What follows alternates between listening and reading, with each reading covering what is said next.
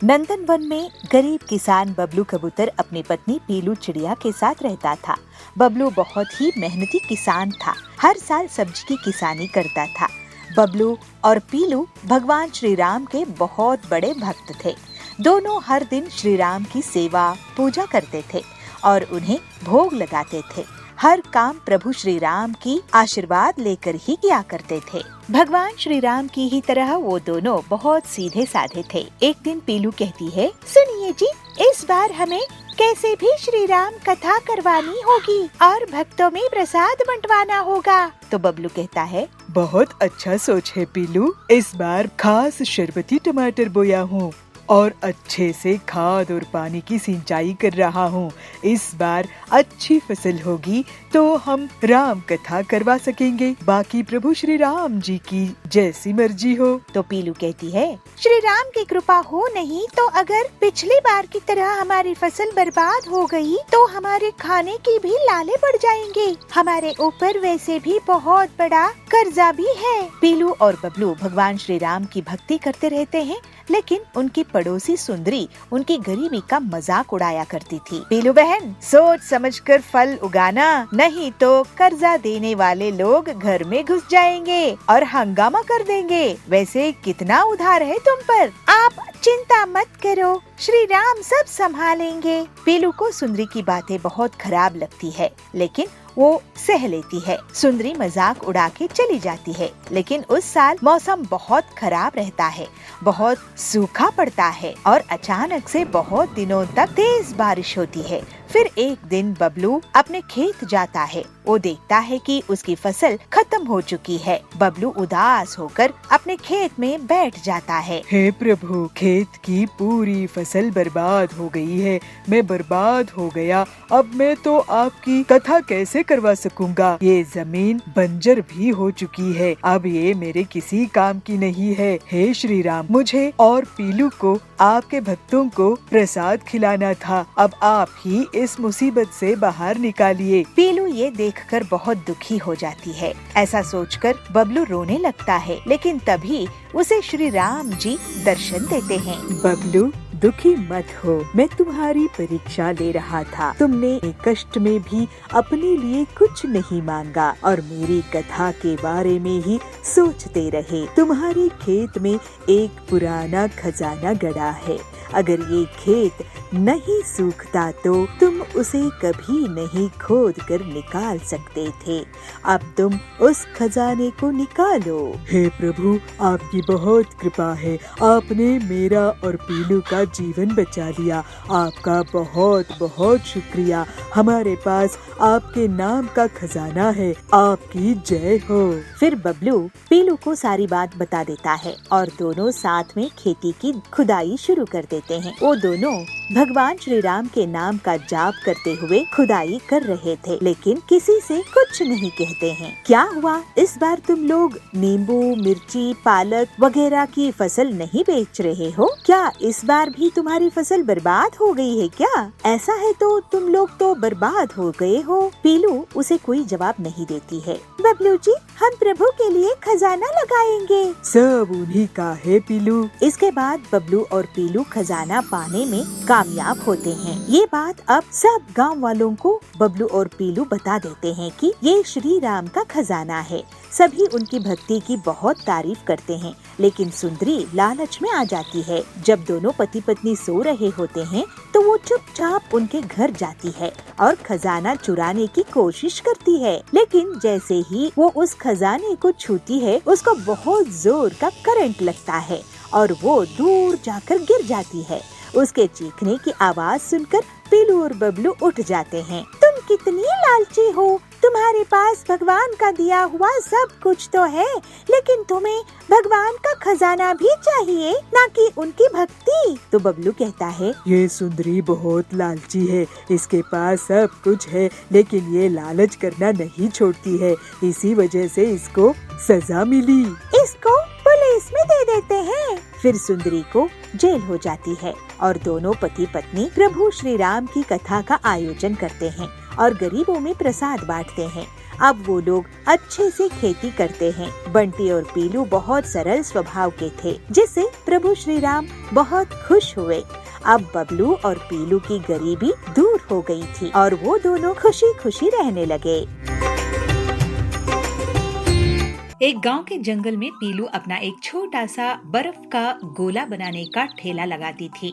वो बहुत गरीब थी और उसका पति बंटी कबूतर एक मैकेनिक था और मशीन के रिपेयरिंग का काम करता था, लेकिन उनकी बहुत आमदनी नहीं थी। एक दिन बंटी जब कड़क सेठ के घर में उसकी आरी मशीन रिपेयर कर रहा था, तब उसकी आरी मशीन अचानक से और खराब हो जाती है और उसमें आग लग जाती है। ये क्या किया तुमने बंटी? मेरी 50,000 की पेड़ काटने वाली आरी मशीन खराब कर दिया। अब इसका हर्जाना तुझे देना होगा। तो बंटी कहता है, लेकिन सेठ जी 50,000 कहाँ से दूं? मैं बहुत ही गरीब हूँ। तो कड़क बोलता है, वो मैं नहीं जानता, तू मुझे पैसा लाके दे। मुझे कारोबार में बहुत नुकसान होने वाला है। पैसे दे, नहीं तो मैं तुझे पुलिस के हवाले कर दूंगा। ऐसे ही उदास मन से बंटी अपने घर आता है और अपनी पत्नी पीलू से पूरी बात कहता है। ये लो, घर में बड़ी मुसीबत आ गई है। वैसे भी हमारा खर्चा बड़ी मुश्किल से चलता था, अब तो ऊपर से और ये 50,000 का नुकसान भरना पड़ेगा। मुझे तो बहुत डर लग रहा है। खड़क सेठ भी खतरनाक आदमी है। चलिए हम किसी से उधार लेकर आते हैं। उधार चुकाना ज्यादा आसान रहेगा कड़क सेठ की दुश्मनी के सामने। ऐसा कहकर बंटी और पीलू उधार लेने के लिए चले जाते हैं, लेकिन उन्हें कोई भी रिश्तेदार उधार नहीं देता है। कोई दोस्त या सहेली काम आती है। फिर वो दोनों हरिया तोते के पास पहुँचते हैं। हरिया काका, मुझे कुछ रुपये उधार चाहिए थे, बदले में मैं तुम्हारे यहाँ काम कर लूँगा। तो हरिया कहता है, अरे तुमको उधार की जरूरत कैसे पड़ गई? इन्हें अपने काम में बहुत बड़ा नुकसान हुआ है हरिया काका। खड़क सेठ की पेड़ काटने की मशीन खराब हो गई थी, तो इन पर वो इल्जाम लगा रहे हैं। अब उसकी भरपाई भी मांग रहे हैं। अगर हमने पैसा वापस नहीं किए तो बहुत बड़ी मुसीबत आ जाएगी। अब आप ही कुछ कीजिए। ऐसे पीलू हरिया काका से कहती है। तो बंटी कहता है, हाँ हरिया काका, हमारी थोड़ी मदद कर दीजिए, बदले में मैं आपके यहाँ काम कर लूँगा। तो हरिया बोलता है, अरे तुम लोग घबराओ मत, काम धाम में तो फायदा नुकसान चलता ही रहता है। वैसे तुम्हारा बर्फ का गोला बनाने का काम कैसे चल रहा है पीलू? तो पीलू कहती है, मैं अकेली ज्यादा गोले नहीं बना सकती हूँ, हाथ थक जाते हैं, तो बहुत कम आमदनी होती है। तो हरिया बोलता है, बंटी तुम्हारे लिए ऑटोमेटिक बर्फ का गोला बनाने की मशीन बना देगा, जिससे तुम तेजी से बर्फ के गोले बना सकती हो और तुम्हारा बहुत मुनाफा भी होगा। तो बंटी कहता है, अरे ये आइडिया मुझे क्यों नहीं आया? हरिया काका, आपने तो हमारी मुसीबत ही हल कर दी। अब मैं आपकी मदद से पीलू के लिए बर्फ का गोला मशीन बनाऊंगा। अभी गर्मी का मौसम भी आने वाला है, स्कूल की छुट्टी में तो बच्चे बहुत पसंद करेंगे। फिर थोड़े ही दिनों बाद बंटी पीलू के लिए बर्फ का गोला बनाने का मशीन तैयार कर देता है और वो लोग मिलजुल कर बर्फ का गोला और बहुत प्रकार के टेस्टी रंग बिरंगे गोले बनाने लगते हैं। जल्दी ही एक दिन खड़क सेठ उनकी दुकान में आता है। अरे वाह बंटी, तुमने तो ये नायाब मशीन बनाई है। ऐसी मशीन तो मैंने पहले कभी नहीं देखी और तुम्हारे बर्फ के गोले का स्वाद भी अच्छा है। बचपन की याद आ गई। खड़क सेठ जी, आपकी तारीफ का शुक्रिया। अब पीलू इस ऑटोमेटिक मशीन होने के कारण ज्यादा फ्लेवर के रंग बनाने में टाइम लगाती है, ना कि हाथ से गोला बनाने में, तो स्वाद और रंग बहुत अच्छे आते हैं। ये लीजिए सेठ जी, 20,000 रुपये, बाकी हम जल्द ही आपको लौटा देंगे। ऐसे ही दोनों पति पत्नी की दुकान के सामने बहुत से ग्राहकों की भीड़ बढ़ जाती है। अरे बंटी भैया, ये तो गजब की मशीन बनाई है। मुझे इस मशीन का 3 गोले देना, ऑरेंज, काला कट्टा और केसरिया। खड़क सेठ भी तारीफ करके गए हैं, मुझे गोले देना, मैंगो और खास। उनकी दुकान चलती देखकर कालू कौवा बहुत जलने लगता है। पीलू की दुकान के सामने उसकी कोल्ड ड्रिंक्स की दुकान थी। वो पीलू और बंटी की दुकान की भीड़ देखकर सोचता था, इनकी दुकान तो अब जोरों शोरों से चलने लगी है, मुझे इसकी काट निकालनी पड़ेगी। नहीं तो ये लोग मेरी दुकान बंद करवा देंगे। ये मशीन में चोरी कर लूंगा, उसके बाद ये लोग कड़क सेठ का उधार भी नहीं चुका पाएंगे, फिर तो इन्हें जंगल ही छोड़कर जाना पड़ेगा। कालू उसी रात को पीलू और बंटी के घर जाता है और खिड़की से चुपचाप झांक कर देखता है। बंटी और पीलू आराम से सो रहे थे। कालू अंदर आता है और मशीन उठाने की कोशिश करता है, लेकिन गलती से मशीन को ऑन कर बैठता है, जिससे उस पर बर्फ की बारिश हो जाती है। वो भागने की कोशिश करता है, लेकिन बर्फ में फिसल जाता है और वो चीख उठता है। पीलू घबराकर उठती है और चिल्लाती है, चोर आया, चोर, चोर को पकड़ो, अरे कोई तो सहायता करो। बबलू बिना देखे कालू को डंडे से पीटने लगता है। ऐसा पीटूंगा कि सारी जगह सूज हो जाएगी। अरे ये तो कालू है। कालू भाई, आप हमारे घर इस मशीन को चुराने आए थे? तो कालू कहता है, अरे मुझे माफ कर दो, पहले ही ठंडी से बुरा हाल है।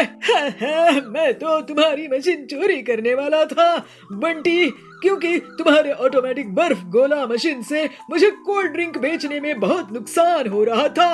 अब बर्फ में फिसलने के बाद तो मैं काम करने लायक ही नहीं रहा। तो पीलू कहती है, आप मेहनत करते कालू भैया तो आज आपकी पिटाई खाकर ऐसी हालत नहीं होती। तो बंटी बोलता है, चोरी करने के बजाय तुम कहीं और दुकान ही खोल लेते कालू, तो मुनाफे में रहते।